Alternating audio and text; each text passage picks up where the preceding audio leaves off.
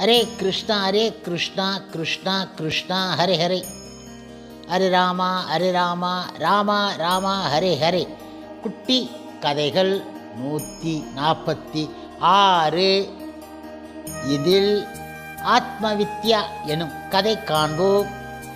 முன்பு ஒரு சமயம் வச்சஸ் ரவச்ச கௌதம என்ற முனிவர் சர்வவேதா அல்லது சர்வ தட்சணா என்ற யாகத்தை நடத்தினார்.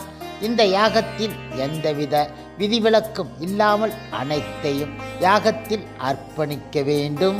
இது ஆன்மீக வாழ்க்கையின் கடைசி படிக்கு தயார் ஆவது ஆகும். ஆனால் கௌதமர் உண்மையில் இதற்கு தயாராக இல்லை.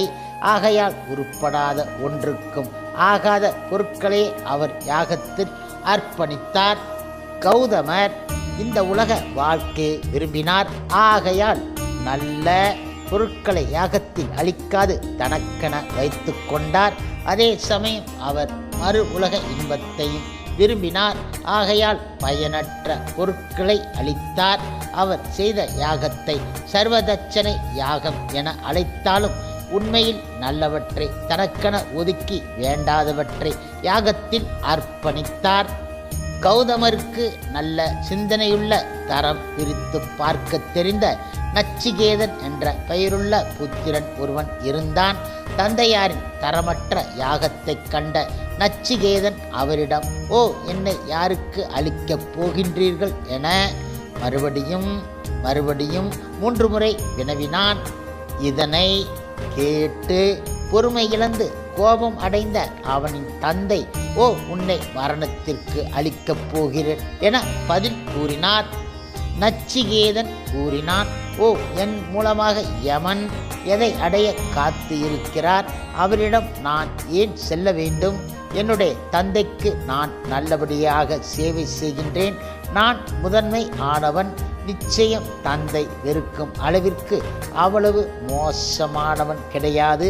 இருந்தும் என் தந்தை என்னை யமனுக்கு அளித்ததன் நோக்கம்தான் என்ன என சிந்தித்தான்.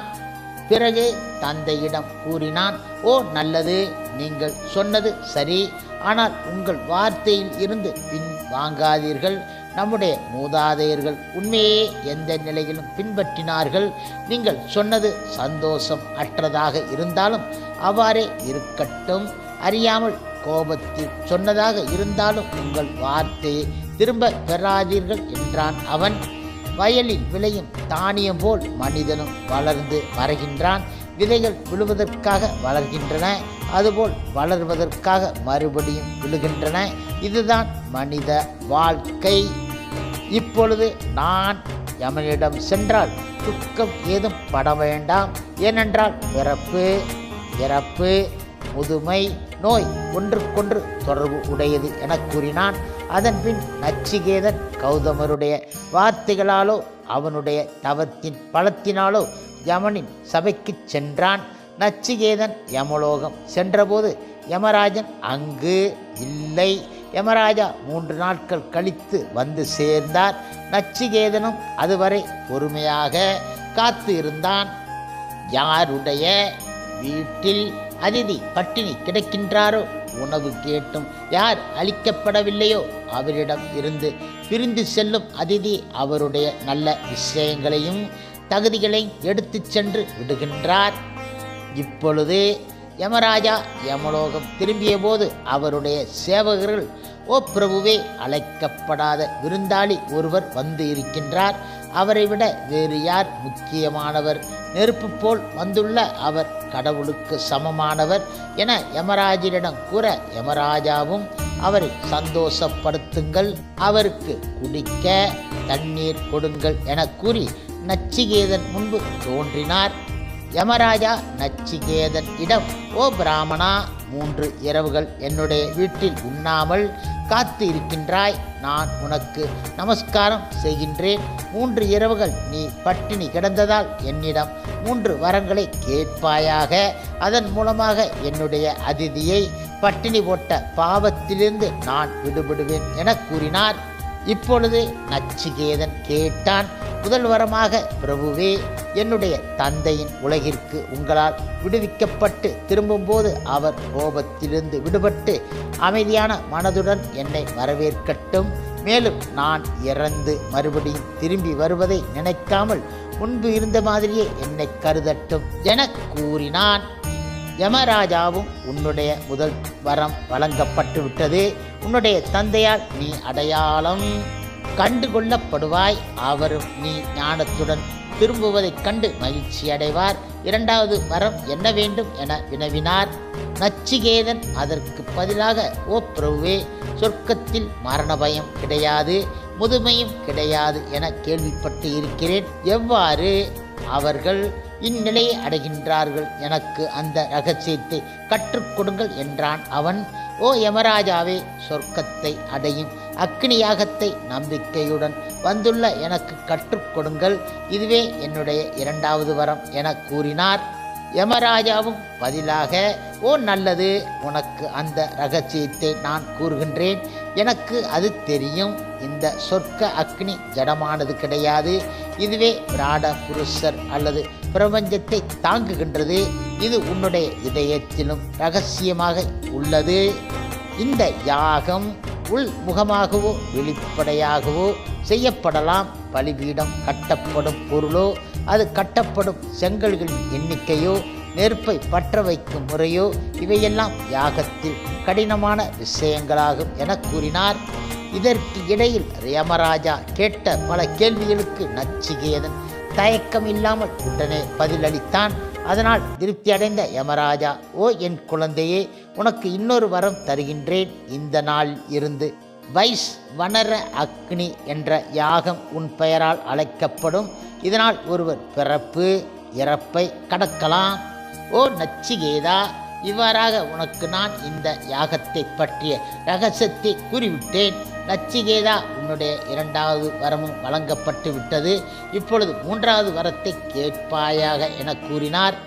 இப்பொழுது நச்சிகேதன் கூறினான், உங்கள் இடமிருந்து எந்த ஒரு ஜட விஷயம் நான் கேட்க விரும்ப கிடையாது.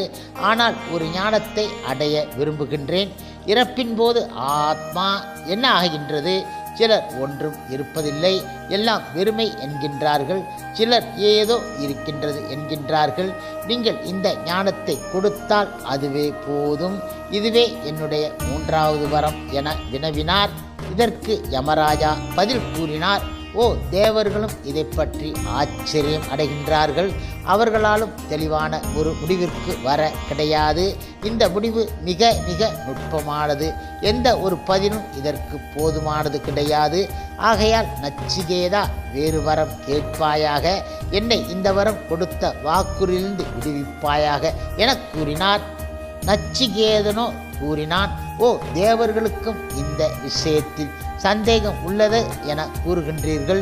மேலும் அனைத்து உண்மைகளிலும் அதி நுட்பமானது இது என கூறுகின்றீர்கள். இதிலிருந்து உங்களுக்கு இதை பற்றி தெரியும் என நான் முடிவுக்கு வருகின்றேன்.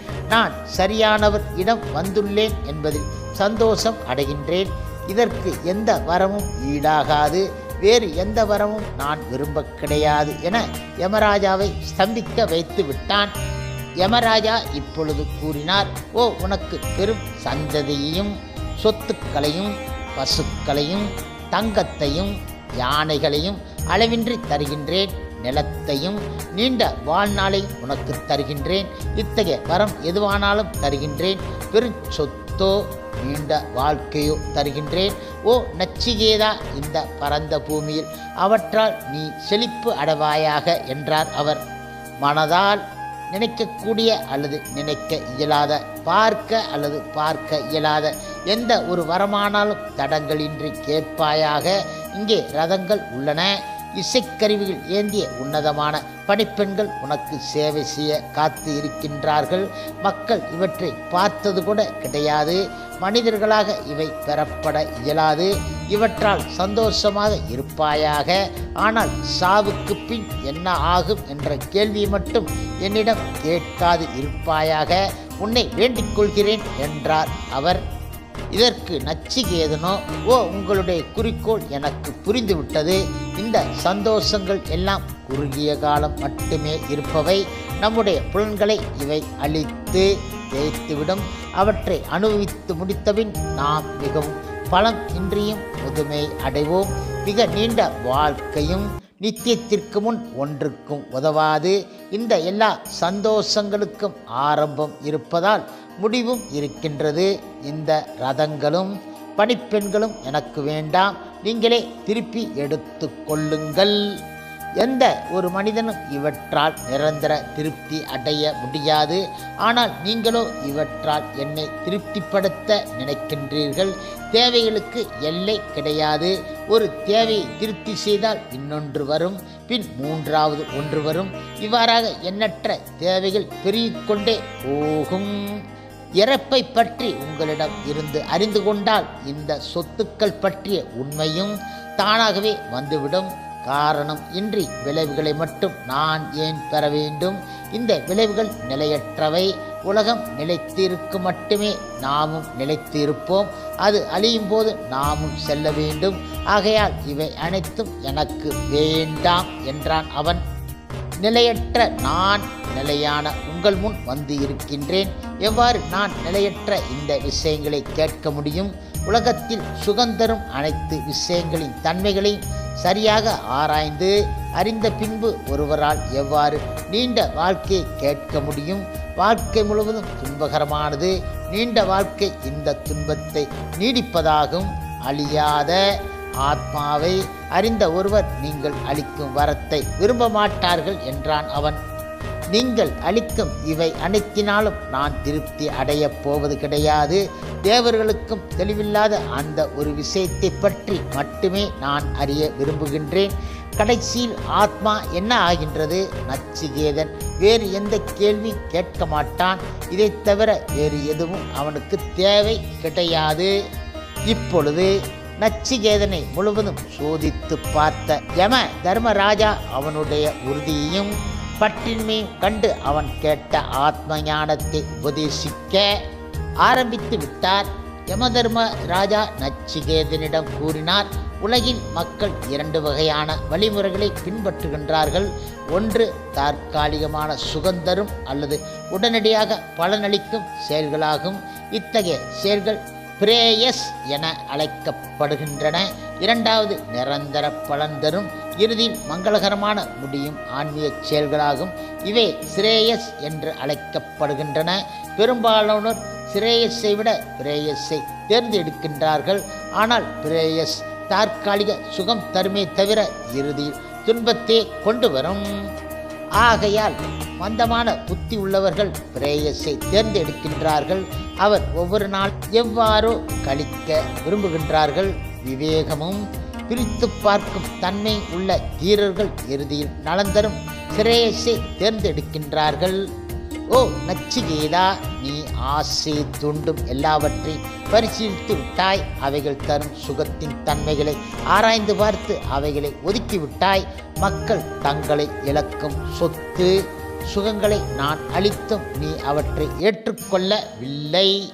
ஓ நச்சிகேதா, நான் ஆசை காட்டிய அனைத்து பொருட்களாலும் நீ கவரப்படாததால் ஆத்மாவை அறியும் சிரேயஸுக்கு நீ ஒரு தகுதியான மாணவன் ஆகிவிட்டாய். அறியாமையில் மூழ்கி உள்ளவர் தங்களை பெரிய தலைவராகவும் நன்கு கற்று அறிந்தவராகவும் எல்லாவற்றையும் புரிந்தவராகவும் தன்னை கருதுகின்றார். ஆனால் அவரோ பார்வை தெரியாதவரால் வழிகாட்டப்பட்ட மற்றொரு பார்வை தெரியாதவருக்கு சமம் ஆகி விடுகின்றார் ஆவார். அவர்கள் தாங்கள் தேடுவது என்னவென்றே தெரியாமல் அங்கும் எங்கும் அலை பாய்கின்றார்கள். கனவு காண்பவன் ஒருவன் இந்த உலகத்தை காண இயலாதது போல் இந்த உலகம்தான் எல்லாம், வேறு எதுவும் இல்லை என கருதுபவர்களுக்கு இந்த சிரேயஸ் தோன்றுவது கிடையாது. மக்கள் சொத்தாலும் பேராசையாலும் ஏமாற்றப்படுகின்றார்கள். இளமை, உடல் நலம், புகழ் மற்றும் பதவி இவற்றின் அறியாமையால் அவர்கள் இந்த உலகம் உண்மை, இதற்கு பின் வேறு எதுவும் இல்லை என பிரகடனப்படுத்துகின்றார்கள். இத்தகையோர் மறுபடி என்னையே வந்து அடைகின்றார்கள். ஓ ஓ எனதருமை குழந்தை நச்சிகேதா, ஆத்மா புரிந்து கொள்ள கடினமானது. இதற்கு பின்னும் ஆத்மாவை புரிந்து கொள்ளாதவர்களே அதிகம். ஆச்சரியமானவர் ஆத்மாவை விளக்கி கூறுகின்றார். தகுதி வாய்ந்தவர் ஒருவரால் கற்பிக்கப்படும் போது புரிந்து கொள்ளக்கூடியவரும் ஆச்சரியமானவரே. குருவும் சிஷ்யனும் இருவருமே ஆச்சரியப்பட தகுந்தவர்கள். தரம் குறைந்த ஆசிரியர் ஆத்மாவை பற்றி கூறும்போது அந்த ஞானம் உள்ளத்தில் பதியாது. ஏனென்றால் ஆத்மா பல வகையில் நினைக்கப்படுகின்றது. ஆனால் ஆத்மாவை புரிந்தவர் கற்றுத்தரும்போது அது மனதில் பதியும், புரியும். அணுவை விட சூட்சுமமானது இந்த உண்மை. நீ அணுவை பார்க்கலாம், ஆனால் ஆத்மாவை பார்க்க முடியாது என்றார் அவர். ஆசிரியர் இல்லாமல் உன்னால் இந்த ஞானத்தை பெற முடியாது. தர்க்க சாஸ்திரத்தாலோ நியாயவாதத்தாலோ இந்த ஆத்ம ஞானத்தை பெற முடியாது. உண்மையை அறிந்த ஒருவரால் கற்பிக்கப்படும் போது மட்டுமே இந்த ஞானம் புரிந்து கொள்ள முடியும். உலக செல்வங்கள் எல்லாம் அழியக்கூடியவை என்றும் அவற்றின் மூலமாக அழியாத ஒன்றை பெற முடியாது என்றும் நான் அறிவேன். ஆனாலும் தேவலோக வாசியான நான் வைஷ்மணர யாகத்தை செய்தேன். இவ்வாறாக நிரந்தரமற்ற வழியால் இந்த நித்தியமான ஒன்றை அடைய நான் முயற்சி செய்தேன். ஓ புத்திசாலி நச்சிகேதா, உன்னிடம் உலக ஆசைகள் அனைத்தையும் நிறைவேற்றும் வழியை காட்டியும் உலகை ஆளும் சக்தியை காட்டியும் வேத சடங்குகளால் தேவர்கள் பெறும் மகிழ்ச்சியை காட்டிலும் இடம் காலத்திற்கு அப்பாற்பட்ட அற்புதமான சக்தியை காட்டியும் அவற்றை உன்னுடைய விருப்பத்தாலும் ஞானத்தாலும் நீ ஆத்மாவை உணர்ந்து இவை அனைத்தையும் விலக்கி விட்டாய். காலத்திற்கு அப்பாற்பட்ட எல்லா உணர்வுகளுக்கும் அப்பாற்பட்ட இதய குகையில் மறைத்து வைக்கப்பட்டுள்ள ஆத்மாவை உணர்ந்ததால் சுக துக்கங்களை வெகு தொலைவில் புத்திசாலி விட்டு விடுகின்றான். யார் ஒருவர் தான் உடலல்ல, மனமும் கிடையாது, நினைவில் கட்டாத காலம் தொட்டு உள்ள ஆத்மா என உணர்கின்றாரோ அவர் ஆனந்தத்தின் ஊற்றை காண்கின்றார். ஓ நச்சிகேதா, ஆனந்தத்தின் கதவுகள் உன்னிடம் திறப்பதை நான் காண்கின்றேன் என கூறினார். இப்பொழுது யமராஜரிடம் நச்சிகேதன் கேட்டான். ஓ தர்மம் அதர்மம் இவற்றிற்கு அப்பாற்பட்ட காரணம் மற்றும் விளைவுகளுக்கு அப்பாற்பட்ட கடந்த காலம் மற்றும் எதிர்காலத்திற்கு அப்பாற்பட்ட ஆத்மாவை எனக்கு காட்டிக் கொடுங்கள் என வேண்டிக் கொண்டான். யமராஜன் பதிலாக, ஓ வேத மந்திரங்களால் துதிபாடும் மக்கள் எதற்காக தவமும் விரதமும் தானமும் செய்கின்றார்களோ அந்த பரமபதத்தை நான் உனக்கு இப்போது கூறுகின்றேன். அது ஓம் ஆகும். இது கடவுளின் மிக உயர்வான அடையாளம். இதை உணர்வதால் ஒருவருடைய அனைத்து விருப்பங்களும் நிறைவேற்றப்படும். எல்லா ஆன்மீக சாதகர்களுக்கும் இது மிகப்பெரிய துணையாகும். யாருடைய இதங்களில் ஓம் என்ற அதிர்வுகளில் முடிவில்லாது ஒலிக்கின்றதோ அவர்கள் உண்மையில் ஆசீர்வதிக்கப்பட்டவர்கள் ஆவார்கள். யமராஜா மேலும் கூறினார், ஓ ஆத்மா என்றும் பிறந்தது கிடையாது, என்றும் இறக்கப் போவதும் கிடையாது. ஆத்மா காரணம் மற்றும் விளைவுகளுக்கு அப்பாற்பட்டது. ஆத்மா நிலையானது, மாற்ற முடியாதது. உடல் செயலற்றாலும் ஆத்மா இறப்பது கிடையாது. கொல்பவர் ஒருவரை கொல்லலாம் என்றோ அல்லது தான் கொல்லப்படலாம் என்றோ நினைப்பவர்கள் உண்மையை அறிந்தவர்கள் அல்ல.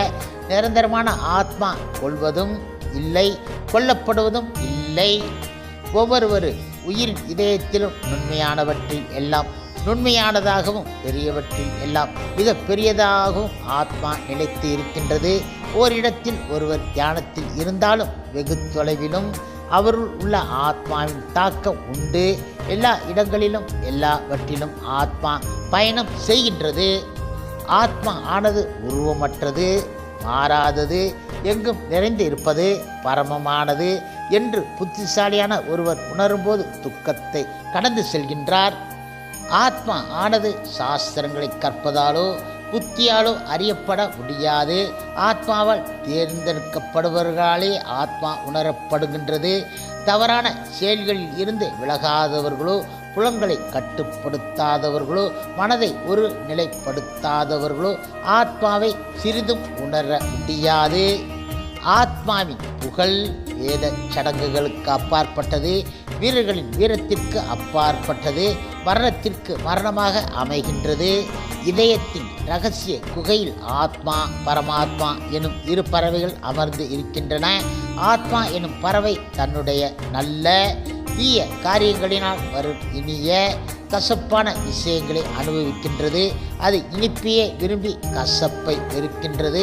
ஆனால் மற்றொரு பறவையான பரமாத்மாவோ நல்ல தீய செயல்களினால் வரும் இனிப்பையும் கசப்பையும் விருப்பு வெறுப்பின்றி அனுபவிக்கின்றது. ஆத்மா இவ்வாறாக இருளிலும் பரமாத்மா ஒளியிலும் வாழ்கின்றது. இவ்வாறாக முனிவர்கள் அறிவிக்கின்றார்கள். ஓ நச்சிகேதா, யாகத்தை ஏற்றுவோமாக. அது பொய் ஆணவத்தை எரித்து பயத்தில் இருந்து ஆத்மாவை விடுவித்து முழுமையாக்கும் பயம் இன்மையான பகவானிடம் அழைத்து செல்லும். இந்த மனித உடலே ரதமாகும். ஆத்மாவே பயணி ஆவார். புத்தியே ரத சாரதி ஆகும். மனமே கடிவாளம் ஆகும். புலன்களே குதிரைகள் ஆகும். ஆசைகளே பயணம் செய்யும் சாலைகள் ஆகும். இவ்வாறாக ஆத்மா தன்னை உடல் மனம் மற்றும் புலன்களுடன் அடையாளப்படுத்தும் போது சுக துக்கங்களை அனுபவிக்கின்றது என முனிவர்கள் குறிப்பிடுகின்றார்கள். வேறுபடுத்தி பார்க்க தெரியாத நிலையில் மனம் ஒழுங்கற்ற நிலையில் ஒருவனுடைய புலன்கள் கட்டுக்கடங்காத குதிரைகள் போல் அங்கும் இங்கும் ஓடுகின்றன. பழக்கப்படுத்தப்பட்ட குதிரைகள் கடிவாளத்தின் கட்டுப்பாட்டில் வருவது போன்று புலன்களும் பிரித்து பார்க்கும் தன்மையுள்ள மனதை ஒருநிலைப்படுத்திய ஒருவனின் கட்டுப்பாட்டின் கீழ் வருகின்றது. மாறாக மனம் கட்டுப்பாடு இல்லாத தூய்மை இல்லாத ஒருவரால் இறப்பற்ற தூய நிலையை அடைய முடியாது. சுய கட்டுப்பாடு இல்லாத ஒருவன் மறுபடி சம்சார கர்ப்பத்தில் நுழைகின்றான். யாருடைய புலன்கள் கட்டுப்படுத்தப்பட்டு இருக்கின்றதோ, புத்தி தூய்மை அடைந்து இருக்கின்றதோ அவன் திரும்ப வருவது கிடையாது. யார் ரதசாரதி போல் புத்தி உடையவரோ, யாருடைய மனம் கடிவாளம் போல் செயல்படுகின்றதோ அவன் வாழ்வின் இறுதி இலக்கான முழுமுதற் கடவுள் மற்றும் பரம புருஷ பகவான் ஸ்ரீ கிருஷ்ணரின் பரமபதத்தை அடைகின்றான். புலன்கள் புலன்ப பொருட்களை விட உயர்ந்தது. மனமோ புலன்களை விட உயர்ந்தது. புத்தியோ மனதை விட உயர்ந்தது. ஆனால் ஆத்மாவோ புத்தியை விட மிக பெரியது ஆகும். தோன்றாத அருவ பிரம்மன் மிகப்பெரியது. அந்த தோன்றாததை விட பரமபுருஷ பகவான் கிருஷ்ணர் மிக உயர்ந்தவர். அவரை விட உயர்ந்தவர் யாரும் கிடையாது. அவரே அனைவருக்கும் பரமகதி ஆவார். ஒவ்வொருவர் இருதயத்திலும் உள்ள பகவான் கிருஷ்ணர் பரமாத்மா தன்னை யாருக்கும் வெளிக்காட்டுவது கிடையாது. யார் மனதை ஒருநிலைப்படுத்தி சூட்சும விஷயங்களை உணர்ந்தவர்களோ அவர்களுக்கே அவர் தன்னை வெளிப்படுத்துகின்றார். ஞானம் பொருந்திய ஆத்ம சாதகன் புலன்களை மனதிடம் அர்ப்பணிக்க வேண்டும். அவ்வாறே மனதை புத்திக்கு அர்ப்பணிக்க வேண்டும். அதன்பின் புத்தியை ஆத்மாவில் நிலைக்கச் செய்ய வேண்டும். எழுந்து நிற்பாயாக, விழித்து இருப்பாயாக, உணர்வோடு இருப்பாயாக. தகுதி வாய்ந்த குருவிடம் இருந்து தீட்சை பெற்று தன்னை உணரும் ஞானத்தை பெறுவாயாக. இந்த ஞானத்தை பெரும்பாதை கத்தி முனைபோல் வெட்டக்கூடியது, கடக்க கடினமானது. புரிந்து கொண்டு கவனமாக செயல்படுவாயாக. ஆத்மா சப்தமற்றது, தொட இயலாதது, அழியாதது, சுவையற்றது, உருவமற்றது, ஆதி அந்தம் இல்லாதது, நித்தியமானது, காலத்தால் மாறாதது. இவ்வாறாக ஆத்மாவை உணர்பவர்கள் எப்பொழுதும் மரணத்தின் பிடியிலிருந்து விடுபடுபவர்கள் என கூறினார் யமராஜா. இவ்வாறாக யமராஜன் கூறிய நச்சிகேதன் வரலாறு மூலமாக இந்த ஞானத்தை பெறும் புத்திசாலிகள் ஆன்மீக விழிப்புணர்வில் என்றும் வாழ்வார்கள். ஆன்மீக கூட்டத்தில் பக்தியுடன் இந்த உத்தம ரகசியத்தை ஓதுபவர் நித்திய வாழ்க்கைக்கு தகுதி வாய்ந்தவர் ஆகிவிடுகின்றார். இவ்வாறாக நச்சிகேதன் வரலாறு எவ்வகை ஞானத்தை ஒருவர் நாடி நிற்க வேண்டும் என்பதை வலியுறுத்துகின்றது. நவீன காலத்தில் கற்கும் கல்வி அழியக்கூடிய ஜட வாழ்க்கை விஷயங்களை பெருக்கும் ஞானத்தையும், நிலையற்ற முடிவில் துன்பம் தரக்கூடிய புலன் இன்பங்களை பெருக்கும் ஞானத்தை மட்டுமே தருகின்றன. ஆனால் இத்தகைய அனைத்து ஜட விஷயங்களையும் புலன் இன்ப பொருட்களையும் அவற்றை அடையும் ஞானத்தையும் யமராஜா நச்சிகேதனுக்கு அளித்தும் நச்சிகேதனோ இத்தகைய கல்வியால் சிறிதும் கவரப்படாது தான் ஆத்ம ஞானத்தை பெறுவதிலேயே உறுதியாக இருந்தார். இதுவே பகவத்கீதை 10.32 பகவான் கிருஷ்ணர் கூறுகின்றார். ஓ, எல்லா படைப்புகளின் ஆதியும் அந்தமும் நடுவும் நானே. பாண்டவராகிய அர்ஜுனா, அறிவில் நான் ஆத்மாவை பற்றிய அறிவு விவாதிப்போரில் நான் முடிவான உண்மை ஆவேன் என்கின்றார் அவர். ஹரே கிருஷ்ணா கிருஷ்ணா கிருஷ்ணா ஹரே ஹரே, ஹரே ராமா ராமா ராமா ஹரே ஹரே. சில பிரபுபாதரின் சேவையில் இஸ்கான் பக்தர்கள்.